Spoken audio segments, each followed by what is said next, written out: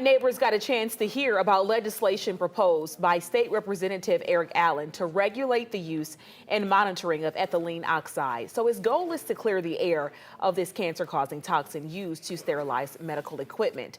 The same chemical used at the Sterigenics plant in his own backyard that has been shut down by the state indefinitely.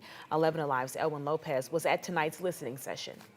And along with the Sterigenics plants, BD plants in Covington and Madison have been widely criticized for its use of ethylene oxide. Now those BD plants remain open, but under the watchful eye of state officials as they work to clean up some of their emissions of ETO. Now Representative Allen is proposing 4 pieces of legislation to address the dangers to nearby communities.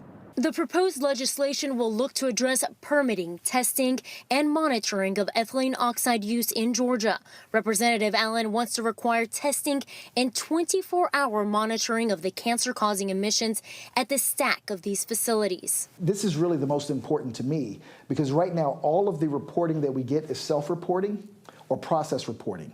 This will be the first time that we will have 24/7 monitoring of what comes out of those stacks, and that's very important.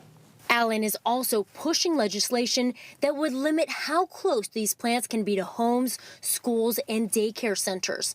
Tonight, a listening session took place at Delta Community Credit Union to see what people had to say about the proposed legislation. The 24/7 monitoring, as long as it is electronically done and not being reported from the companies, then we don't have a problem with that. I think it's a good start. One of the elements that we'd like to see is the fence line ambient air testing, and I brought that up during the session. The 2020 General Assembly session begins on January 13th, and Representative Allen told me earlier that he plans to introduce this legislation as soon as possible to keep the companies accountable and to keep people safe.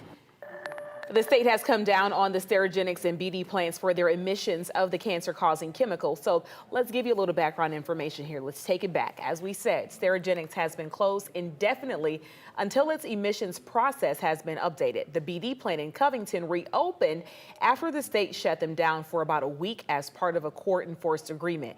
The BD plant in Madison was also part of that agreement, but still stayed open. The EPD announced violations against that plant, but a spokesperson said it happened because it was taking part in a government study. You can read more about Representative Allen's proposed legislation on our website. Just head to 11alive.com. All right.